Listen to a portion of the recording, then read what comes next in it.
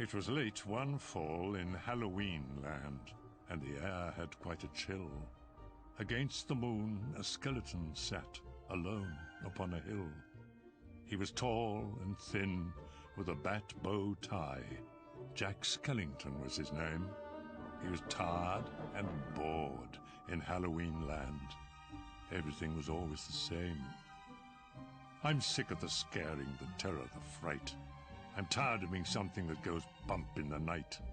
I'm bored with leering my horrible glances, and my feet hurt from dancing those skeleton dances.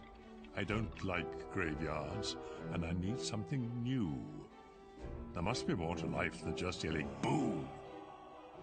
Then out from a grave, with a curl and a twist, came a whimpering, whining, spectral mist. It was a little ghost dog with a faint little bark, and a jack-o'-lantern nose that glowed in the dark. It was Jack's dog, Zero, the best friend he had. But Jack hardly noticed, which made Zero sad. All that night and through the next day, Jack wandered and walked. He was filled with dismay. Then, deep in the forest, just before night, Jack came upon an amazing sight. Not 20 feet from the spot where he stood were 3 massive doorways carved in wood. He stood before them, completely in awe, his gaze transfixed by one special door. Entranced and excited, with a slight sense of worry, Jack opened the door to a white, windy flurry. Jack didn't know it, but he'd fallen down in the middle of a place called Christmas Town. Immersed in the light, Jack was no longer haunted. He had finally found the feeling he wanted. And so that his friends wouldn't think him a liar, he took the present-filled stockings that hung by the fire.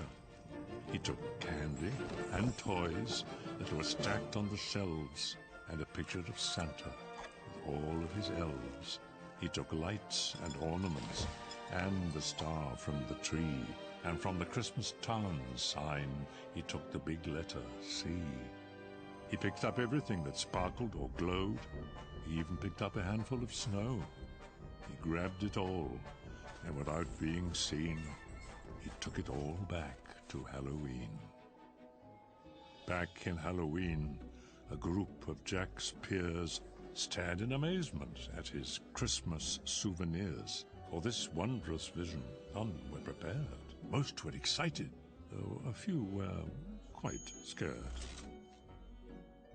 For the next few days, while it lightened and thundered, Jack sat alone and obsessively wondered, why is it they get to spread laughter and cheer while we stalk the graveyards, spreading panic and fear?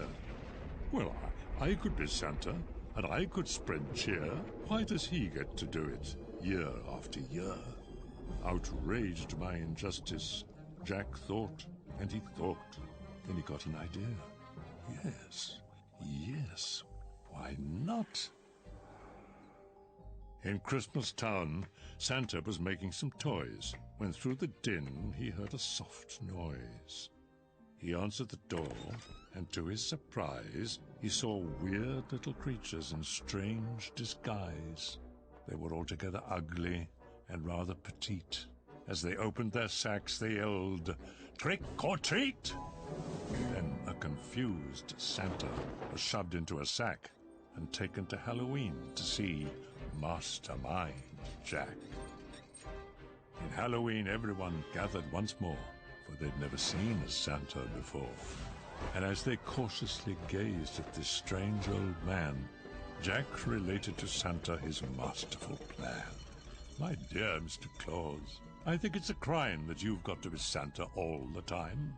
But now I will give presents, and I will spread cheer. We're changing places. I'm Santa this year. It is I who will say, 'Merry Christmas' to you. So you may lie in my coffin, creak doors, and yell, 'Boo!' And please, Mr. Claus, don't think ill of my plan, for I'll do the best Santa job that I can." And though Jack and his friends thought they'd do a good job, their idea of Christmas was still quite macabre.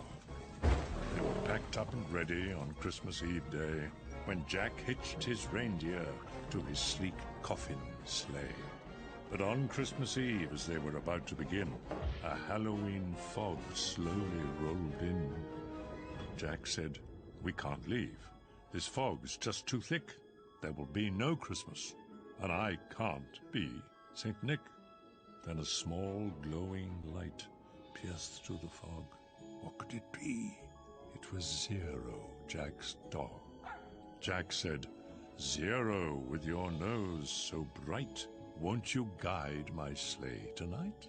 And to be so needed was Zero's great dream, so he joyously flew to the head of the team. And as the skeletal sleigh started its ghostly flight, Jack cackled, "Merry Christmas to all, and to all a good night."